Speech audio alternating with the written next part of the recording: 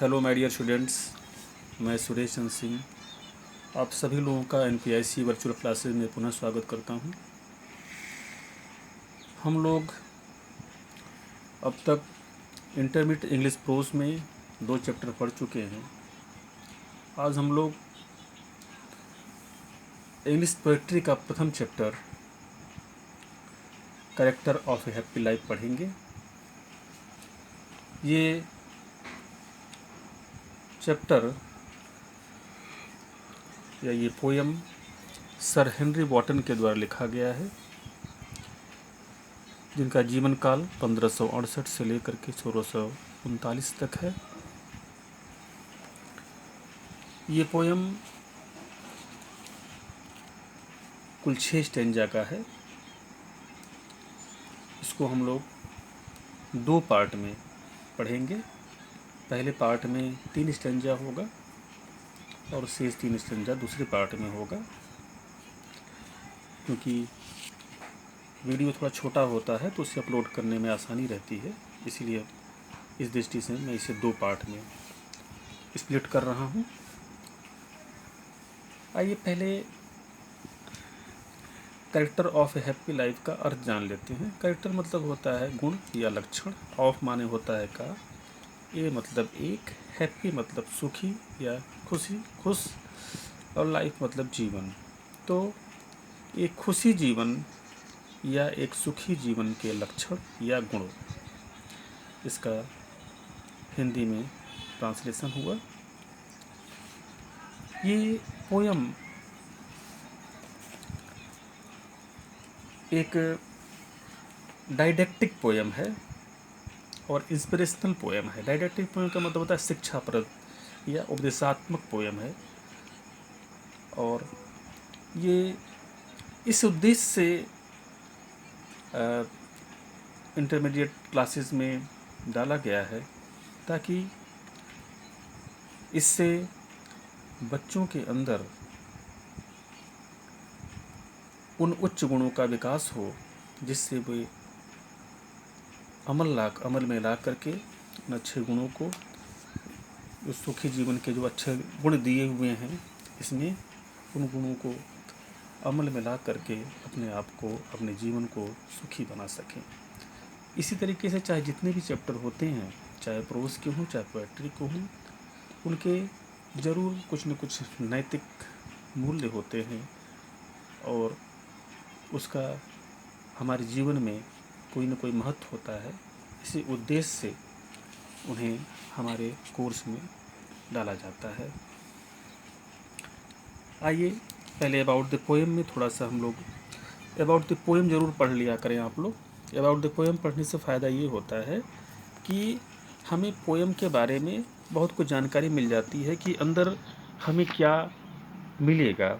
एक तरह से हम ये कह सकते हैं कि अबाउट द पोएम, जैसे आप देखते होंगे कभी फिल्म देखने जाते होंगे तो नई फिल्म आने वाली होती है तो उसका एक छोटा छोटा क्लिप दिखाया जाता है, जैसे ट्रेलर जिसे कहा जाता है, तो उससे अंदाज़ा हो जाता है कि फिल्म कैसी होगी। उसी तरीके से अबाउट द पोएम से हमें इस पोएम के बारे में काफ़ी हद तक जानकारी मिल जाती है। इसे ज़रूर पढ़ना चाहिए, मेन पोएम पढ़ने से पहले इसे ज़रूर पढ़ना चाहिए। तो character of a happy life is a didactic poem, ये एक उपदेशात्मक या शिक्षाप्रद कविता है। It points out the qualities of a happy man, यह एक सुखी व्यक्ति के अंदर गुणों को बताता है। कौन कौन से गुण उन्हें बताता है। A really happy man is Holi independent of others, एक वास्तव में जो सुखी व्यक्ति होता है वह अन्य सभी लोगों से पूर्णतः स्वतंत्र होता है। He is honest and master of his patience, वह ईमानदार होता है और अपनी इच्छाओं, अपने आवेगों का स्वामी होता है। He is not afraid of death, वह मृत्यु से नहीं डरता। ही does not worry about the rumours of criticism, वह अफवाहों और आलोचनाओं से की चिंता नहीं करता है। ही ऑलवेज फॉलोज हिज कंसाइंस, वह हमेशा अपनी अंतरात्मा की आवाज़ को सुनता है। He is not influenced by the flutters और अप्रेसर्स। वह कभी भी चापलूसों और क्रूअल पर्सन्स के द्वारा से प्रभावित नहीं होता है। A happy man never feels jealous of those who rise in their lives either by chance or by unfair means। वह ऐसे किसी भी व्यक्ति से ईर्ष्या नहीं करता है जो जीवन में संयोग से आगे बढ़ जाता है, चाहे किसी गलत तरीके का प्रयोग करके आगे बढ़ जाता है, उनसे ईर्ष्या नहीं करता है। A happy man is straight forward in his dealings. तो हैप्पी मैन जो होता है वह जो भी बात कहता है बिल्कुल सीधे सीधे कहता है, बिना किसी लाग लपेट के कहता है। And he is God fearing man, और वह डरता है तो केवल ईश्वर से डरता है। A happy man praise to God for his grace. और जो हैप्पी मैन होता है, सुखी व्यक्ति जो होता है, वह गॉड की प्रार्थना करता है उसकी कृपा प्राप्त करने के लिए। He spends his time in the company of a good friends. वह अपना जो समय होता है अच्छे मित्रों के साथ व्यतीत करता है और विद ए गुड्स बुक्स या अच्छी किताबों के साथ व्यतीत करता है। He does not care for rise and fall in his life. वह अपने जीवन में के उत्थान और पतन की चिंता नहीं करता है। He does not possess worldly things but he is rich in the qualities of head and heart. यद्यपि उसके पास सांसारिक चीज़ें नहीं होती हैं, सांसारिक चीज़ें का मतलब होता है धन दौलत, ये सब चीज़ें नहीं होती हैं, लेकिन वह फिर भी धनवान होता है क्योंकि उसका पास मस्तिष्क और जो हृदय होता है वो सच्चा होता है, इसलिए वो धनवान होता है। आइए मेन पोएम में प्रवेश करते हैं। हाँ, ये पहला स्टैंजा है। How happy is he born और टॉट। वह जन्म से या शिक्षा प्राप्त करके कितना सुखी है। ये ध्यान दीजिए, कहा जा रहा है कि एक सुखी व्यक्ति के बारे में कहा जा रहा है कि एक सुखी व्यक्ति जन्म प्राप्त करके या जन्म लेकर या शिक्षा प्राप्त कर कितना खुश है या कितना सुखी है। That serveth not another's will. Serve मतलब सेवा करना है, एनदर मतलब दूसरे, विल मतलब इच्छा से। जो दूसरों की इच्छा से सेवा नहीं करता है, दूसरों की इच्छा से सेवा नहीं करता, इसका मतलब होता है कि वह दूसरों की इच्छा से नहीं कार्य करता है, वह अपनी स्वयं की इच्छा से कार्य करता है। जो उसे सही लगता है वही वह कार्य करता है, दूसरों की इच्छा से कार्य नहीं करता है। गलत है तो उन्हें कार्य नहीं करेगा, सही रहेगा तो करेगा, अपनी स्वयं की इच्छा से करेगा। Whose armour is his honest thoughts. Armour मतलब होता है सुरक्षा कवच होता है, रक्षात्मक आवरण होता है। जैसे सैनिक लोग होते हैं, पहले के देखा होगा सैनिक पहले के, जैसे महाभारत रामायण के युद्ध में टीवी सीरियल में देखा होगा आप लोग, लोहे का जो होते हैं रक्षात्मक आवरण लगाए रहते हैं चारों तरफ, बाह में, सीने पर, तो वो आर्मर कहा जाता उसे है। तो वही यहाँ पर कह रहा है कि उसका जो रक्षा कवच है वह उसकी ईमानदार सोच है, यानी उसके जो ईमानदार सोच है या ईमानदार जो विचार हैं वही जो है उसका सुरक्षा कवच है। इसका मतलब ये हुआ, ये जो रक्षात्मक आवरण है, ऑनेस्टी जो होता है, ईमानदारी ही उसका सबसे बड़ा रक्षात्मक आवरण है। उसी से सुरक्षा उसे मिलती है, उसी से उसका बचाव होता है। नेक्स्ट, इस स्टैंजा का अंतिम लाइन है। A simple truth his utmost skill. Simple truth मतलब सरल सच्चाई, हिज अटमोस्ट स्किल, अटमोस्ट मतलब सर्वोत्तम, स्किल मानी योग्यता। तो जो सरल सच्चाई है वही उसकी सर्वोत्तम योग्यता है, यानी जो उसकी जो सबसे अच्छा गुण है, जो सबसे अच्छी योग्यता वो क्या है, सरल सत्य बोलना ही यही उसकी सर्वोत्तम योग्यता है। तो ये पहला आपका स्टैंजा समाप्त हुआ है। आइए इसे एक बार पुनः देख लेते हैं। कवि महोदय कह रहे हैं कि एक सुखी व्यक्ति जीवन प्राप्त करके और या शिक्षा प्राप्त करके कितना सुखी है। जो दूसरों की इच्छा के अनुसार कार्य नहीं करता है और उसकी ईमानदारी ही या उसकी ईमानदारी वाली सोच जो है वही उसका सुरक्षा कवच है। और उसकी जो सरल बातें हैं, सही बातें जो हैं, वही उसकी सर्वोत्कृष्ट योग्यता है। यानी सबसे अच्छी योग्यता उसके अंदर क्या है कि वह हमेशा सच बात बोलता है, सत्य बात बोलता है, यही उसकी सर्वोत्तम योग्यता है।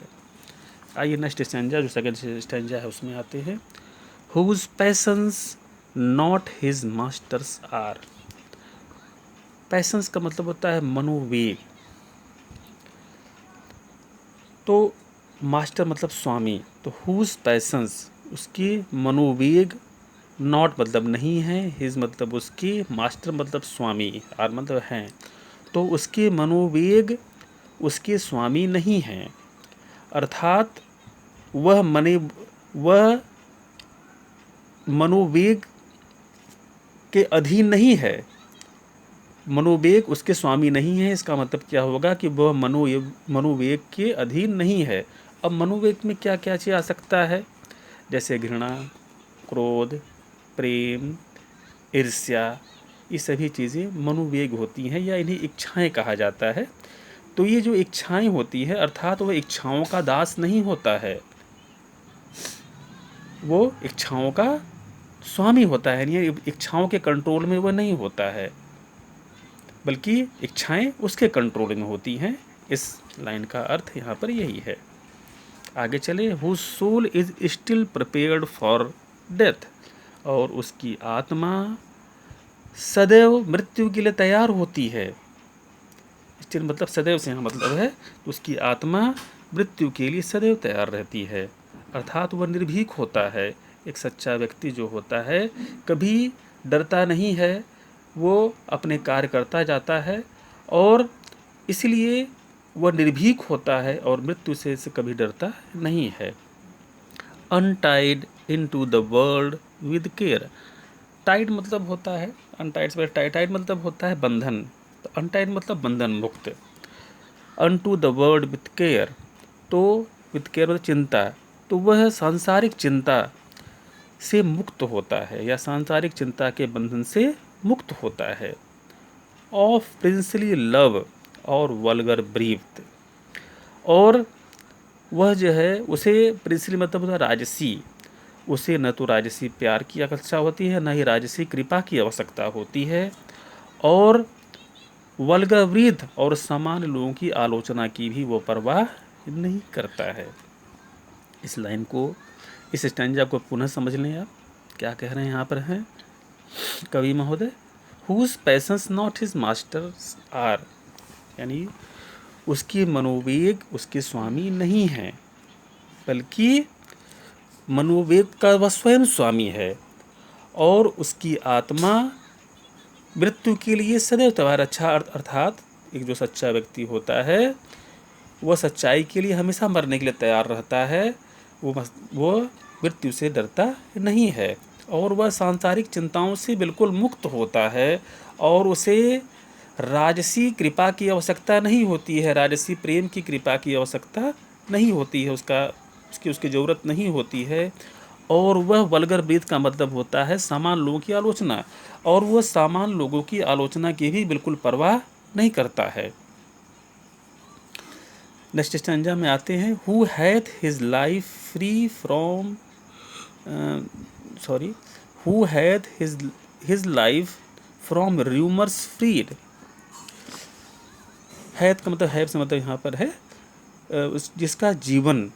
जिसका जीवन रूमर का मतलब होता है अफवाह, फ्रीड मतलब मुक्त होना। तो उसका जीवन अर्थात जो सुखी व्यक्ति होता है, सुखी व्यक्ति वाला जो व्यक्ति जो होता है, उसका जीवन जो होता है वो अफवाहों से बिल्कुल मुक्त होता है। यानी वो बिल्कुल अफवाहों को कोई महत्व नहीं देता है, अर्थात इसका जीवन क्या होता है, अफवाह से बिल्कुल मुक्त होता है। इसके जीवन में अफवाह का रत्ती भर भी स्थान नहीं है। Whose conscience is his strong retreat. Conscience का मतलब होता है अंतरात्मा, स्ट्रॉन्ग रिट्रीट का मतलब होता है, स्ट्रॉन्ग मतलब सुदृढ़ या मजबूत, रिट्रीट मतलब होता है शरणस्थली। तो उसकी अंतरात्मा ही उसकी सुदृढ़ शरणस्थली है। अब अंतरात्मा सुदृढ़ शरणस्थली से मतलब यहाँ मतलब यह है कि वह अपनी अंतरात्मा की पुकार के अनुसार कार्य करता है। यानी अंतरात्मा के की आवाज़ जो होती है, जो सही बात होती है, उसी के अनुसार ही वह कार्य करता है। इसीलिए कहा जा रहा है whose conscience is his strong retreat, यानी अंतरात्मा के अंदर ही उसके अंदर अंतरात्मा के अंदर ही सभी अच्छी चीज़ें मौजूद हैं। और उन्हीं इसीलिए सुदृढ़ शरणस्थली को क्या बता रहा है कि अंतरात्मा ही उसके सुदृढ़ शरणस्थली है। यानी इसी शरण से, इसी स्थल से जो सही आवाज़ आती है, जो अंतरात्मा की सही पुकार आती है, उसी को फॉलो करता जीवन में है, और किसी अन्य चीज़ को फॉलो वो नहीं करता है। Whose state can neither flatterers feed, उसकी अवस्था कैन मतलब सकने से मतलब है, होने से मतलब है, नाइदर मतलब नहीं, फ्लैटरस मतलब होता है चापलूस, फीड मतलब होता है पोषित होना। तो उसकी अवस्था जो होती है वो कभी चापलूसों से पोषित नहीं होती है। अर्थात दूसरे शब्द में इसका अर्थ यह हुआ कि वह चापलूसों को बिल्कुल महत्व नहीं देता है। उसके जीवन में चापलूसों का कोई स्थान होता है, क्योंकि चापलूस लोग जो होते हैं, जैसा कि आप जानते हैं, चापलूस लोग हमेशा किसी बात में नमक मिर्च लगा करके उसको बताते हैं और कभी सही बात ही नहीं बताते हैं। इसीलिए जो सच्चा व्यक्ति होता है, सुखी व्यक्ति जो होता है, वो हमेशा चापलूसों से दूर होता है। चापलूसों को कभी वो खाद पानी नहीं देता है जिससे कि वो नुकसान पहुंचा सके उसे। अगर खाद पानी दे लगेगा निश्चित तौर पर क्या करेगा, वो उन्हें नुकसान पहुंचाने लगेगा। इसलिए इनसे वो मुक्त रहता है। Nor ruin make operations great, ruin मतलब होता है बर्बाद करना।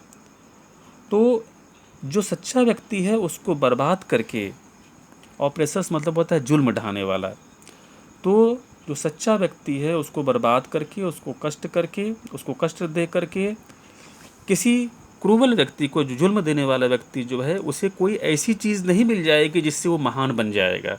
ध्यान दीजिए यहाँ पर क्या कहना चाह रहे हैं कवि महोदय, कि जो सच्चा व्यक्ति है उसको बर्बाद करके या उसको नष्ट करके, जो क्रूवल व्यक्ति है, जो जुल्म ढाने वाला, ऑपरेशन मतलब जुल्म ढाने वाला व्यक्ति है, उसे कोई ऐसी चीज़ नहीं मिल जाएगी जिससे कि वो महान बन जाएगा। इस स्टैंजा को पुनः एक बार ध्यान से समझ ले।